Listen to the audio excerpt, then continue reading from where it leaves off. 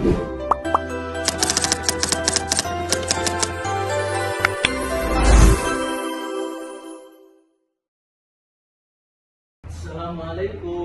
Waalaikumsalam warahmatullahi wabarakatuh. Gimana kabarnya, semua sehat? Sehat. Alhamdulillah.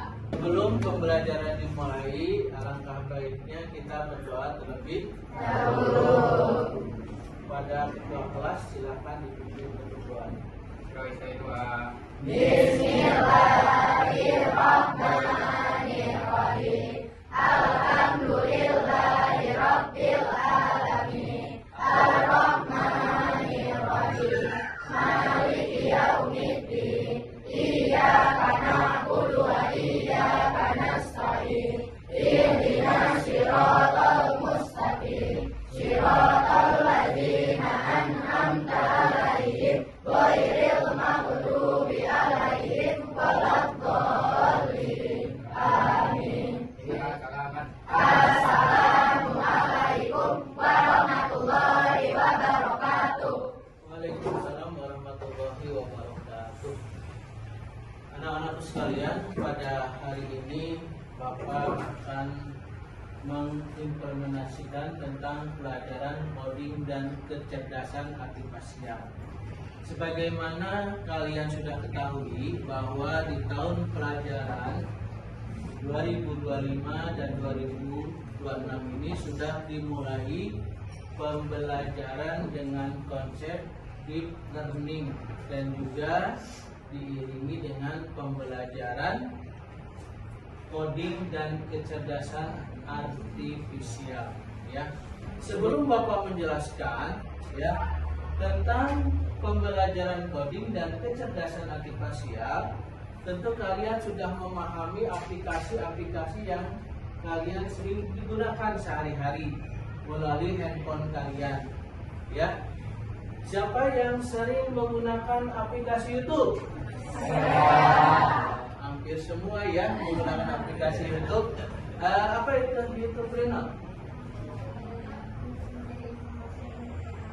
Iya, YouTube adalah salah satu aplikasi untuk mencari yang ingin kita ketahui, ya. Mau cari tentang berita, mau cari tentang musik, artis idola, ya.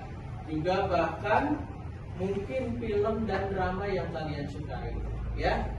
Terus siapa lagi yang suka pakai aplikasi Facebook? Ya, dikit ya, tapi hampir sebagian. Apa itu Facebooknya, ya? Facebook itu untuk mencari teman dan bisa memasukkan sekolahan dan bisa berjual.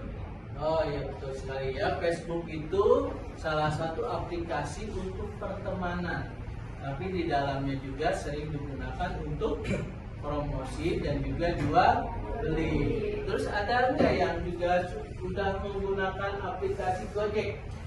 Ya, apa itu aplikasi Gojek? Untuk memesan kendaraan ke tempat tujuan dan memesan makanan. Iya, betul ya. Gojek itu bisa digunakan untuk mengantar kita ke tempat tujuan, ya, dan juga untuk memesan makanan. Nah, itulah aplikasi-aplikasi yang sedang kita pelajari pada hari ini, dan kita pahami juga aplikasi-aplikasi yang lainnya. Di sini tentu Bapak akan menjelaskan yang pertama adalah coding. Apa sih itu pembelajaran coding? Pembelajaran coding adalah proses belajar yang berfokus pada kemampuan menulis instruksi untuk komputer agar dapat menjalankan perintah atau menyelesaikan masalah tertentu. Komputer itu termasuk di dalam handphone kamu juga termasuk komputer. Nah, tadi misalnya gini, kamu ya ingin memesan Gojek, ya, ingin menggunakan aplikasi Gojek karena kamu ingin ke tempat sesuatu atau kamu ingin belanja sesuatu. Nah, di situ kamu menggunakan aplikasi Gojek dan kamu menyuruh aplikasi tersebut untuk memanggil kendaraannya yang kamu tentukan. Kamu mau mobil, apa mau motor, ya. Nah, itu adalah salah satu tentang coding, ya. Jadi kamu berfokus kepada kamunya. Kamunya memahami apa yang harus kamu tuliskan untuk memerintah aplikasi tersebut sesuai dengan keinginan kamu. Ya, itu namanya coding. Jadi coding itu adalah kamunya, orangnya, ya, orangnya harus mempunyai kemampuan menulis logis agar komputer atau robot atau aplikasi bisa melakukan sesuatu sesuai dengan perintah kamu. Ya, kamu mau pesan misalnya chicken, ya, kamu tinggal pesan Grab, kamu ketik di situ, ya, pesenannya apa, nanti chicken datang tuh, ya. Apalagi coba selain dari Grab itu yang biasa kamu gunakan untuk pesan makanan atau yang barang sesuatu? Pak, Apa? Shopee Shopee Food, terus apa lagi? Shopee Food apa lagi? Maxim Hah? Maxim, ada lagi? Kamu pesan barang pakai apa biasanya? Shopee, apa lagi? Lazada, TikTok Shop. Nah, itu adalah aplikasi-aplikasi dari komputer milik robot, dan kamu menuliskan di situ, ya, perintah sesuai dengan keinginan kamu. Nah, intinya coding itu adalah kamu bisa memerintahkan komputer, aplikasi, ya, bisa mengikuti sesuatu sesuai dengan perintah kamu. Ya, nanti kita pelajari. Di sini juga kamu nanti bisa belajar membuat animasi seperti Scratch, permainan sederhana di Python, atau membuat tabel dan grafik di Excel. Ya, jadi kamu menyuruh aplikasi tersebut sesuai dengan perintah kamu membuat aplikasi. Itu adalah pembelajaran coding, ya, dalam kehidupan sehari-hari seperti itu. Ya, nanti kita pahami tentang script dan juga membuat tabel dan grafik di Excel. Ya, kemudian yang berikutnya, kecerdasan artifisial. Ya, apa itu kecerdasan artifisial? Kecerdasan artifisial adalah kemampuan mesin atau sistem komputer untuk meniru cara berpikir, belajar seperti manusia, ya, meniru cara berpikirnya, belajar dan meniru perilaku seperti manusia, ya. Nah, itu coding. Nah, di sini coding itu adalah, ya, bendanya, benda yang kamu buat, ya, bendanya yang kamu buat, kemudian atau aplikasi yang kamu buat, kemudian aplikasi itu bisa mengikuti arahan sesuai dengan keinginan kamu. Ya, ini namanya kecerdasan artifisial atau disebut sekarang apa? AI, ya, AI. Nah, ini ya tadi dirancang untuk apa? Yang pertama untuk memahami konsep dasar AI. Jadi konsep dasar AI itu apa? Tadi sudah kita pelajari bahwa konsep dasar itu untuk kecerdasan artifisial ini istilahnya kamu bisa mampu membuat aplikasi minimal yang sederhana, ya, minimal yang sederhana, sehingga kamu konsep artifisial itu seperti itu, ya. Kemudian yang kedua, membangun berpikir komputasional. Jadi sudah Bapak jelaskan sama kamu bahwa di era globalisasi ini, di era digital ini, persaingan manusia itu sangat luar biasa, dan kamu harus berpikirnya itu komputasional. Jadi sudah digital berpikirnya, ya.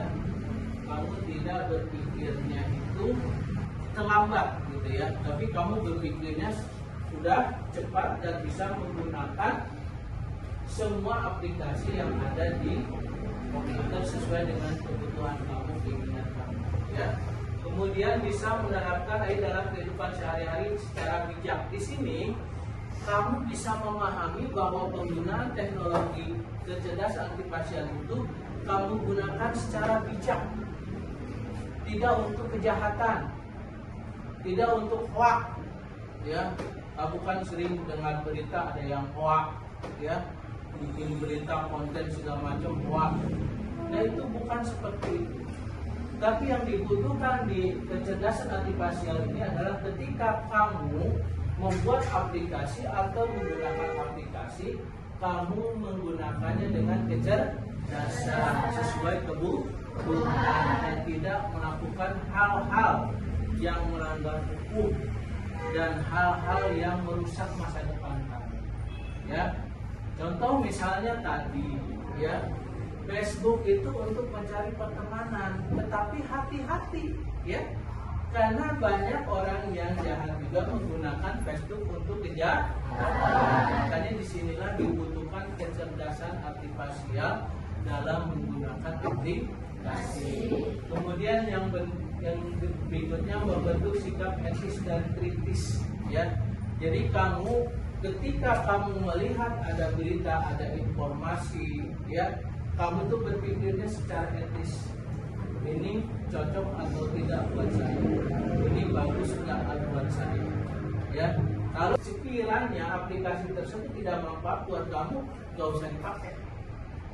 Ya, buat apa? Gitu. Tapi kalau memang aplikasi itu bermanfaat buat kamu, ya, bisa membantu kamu dalam hal berpikir, terutama dalam pengetahuan pembelajaran, ya kamu gunakan, ya, aplikasi tersebut.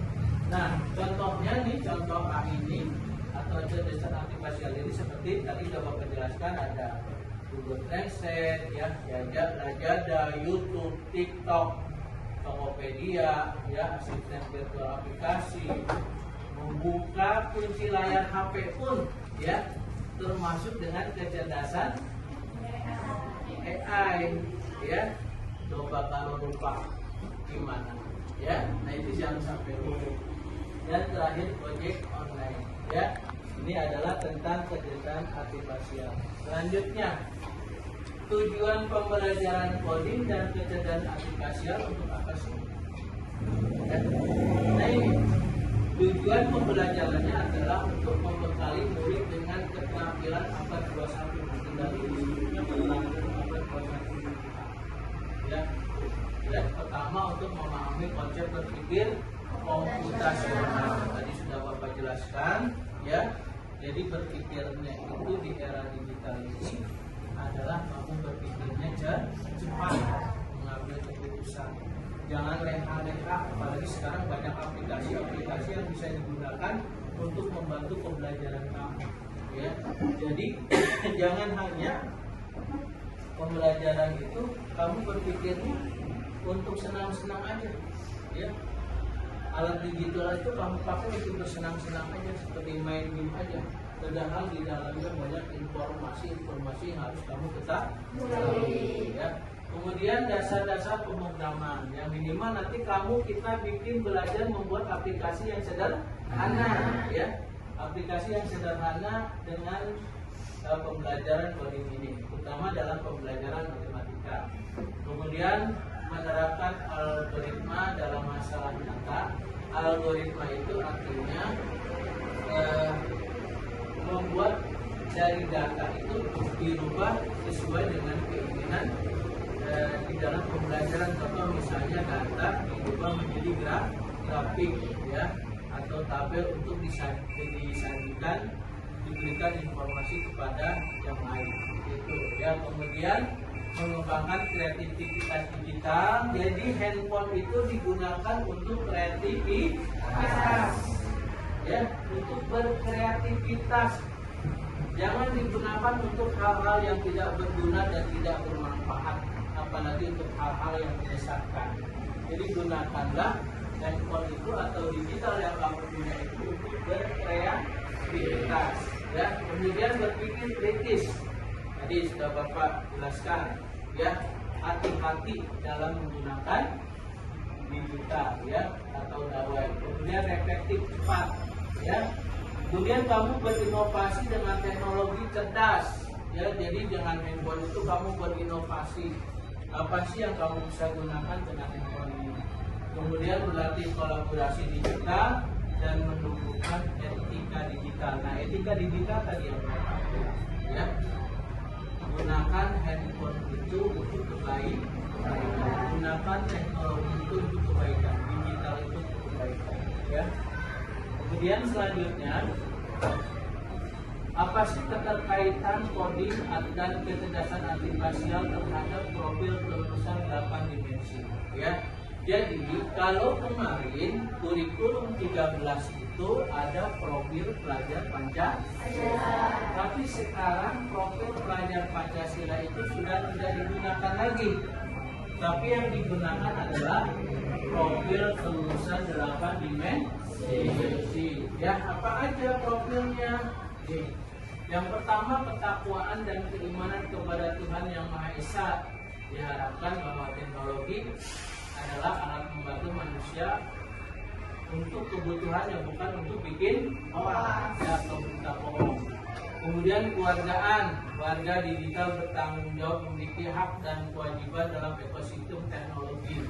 Kemudian juga melatih logika, analisis data dan evaluasi hasil, ya.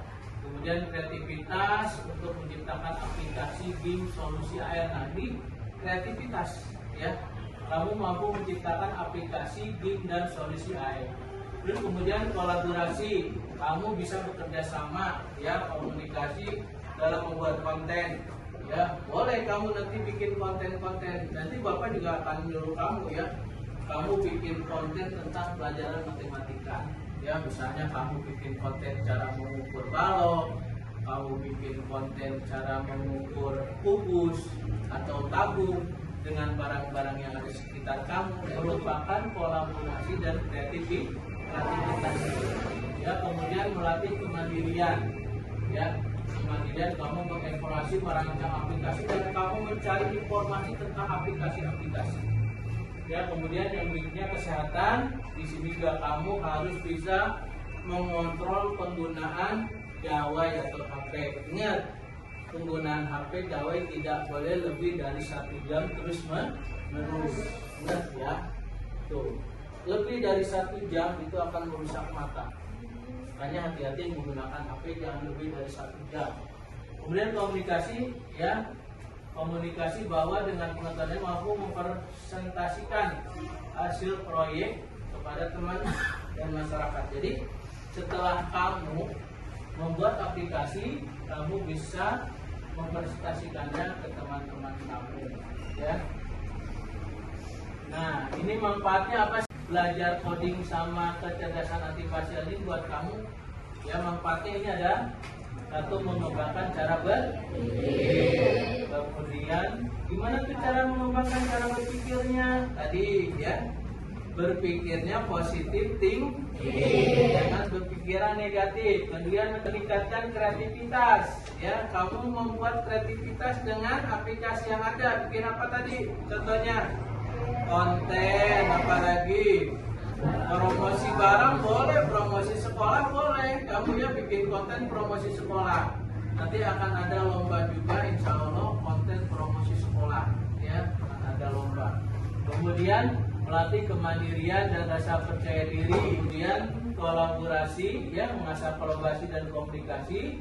Kemudian menyiapkan talenta masa depan, ya, buat kamu bersaing di dunia luar nanti, ya, dengan era teknologi yang luar biasa. Dan tadi mendukung profil lulusan 8 dimensi. Dan terima kasih, ya. Itulah pengantarnya, ya, tentang coding, pembelajaran coding dan pembelajaran aplikasian. Selanjutnya Bapak akan memberikan contoh. Bapak membuat sedikit nih, ya. Ini contoh yang Bapak bikin, ya, dari kecerdasan artifisial yang Bapak pelajari, ya. Ini contoh. Bapak kasih pengantar dulu, ya, stretch itu apa?